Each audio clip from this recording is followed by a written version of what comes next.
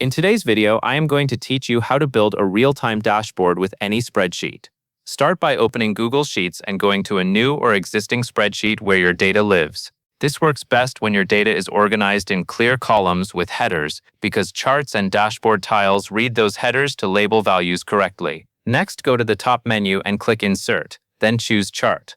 Google Sheets will place a chart on your sheet and open the chart editor on the right. In the editor, click into the data range area so you can choose exactly which cells should power this first dashboard element. Use the range selector to highlight the cells you want, then confirm your selection.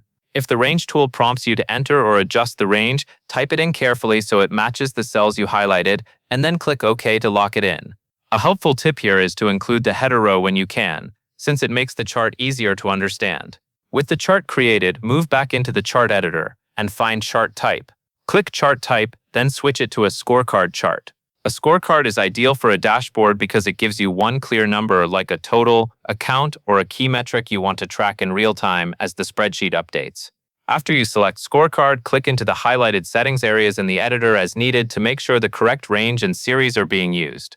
If something looks off, it usually means the range needs to be adjusted to the correct cells. Now you will add a second visual.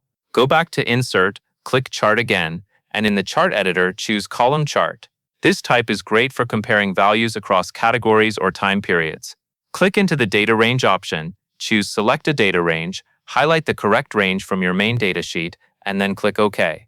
Finally, click through the remaining highlighted options in the chart settings to confirm the series and labels are pulling from the right columns so the chart tells the story you want at a glance. That covers everything you need to know, and that is all there is to it.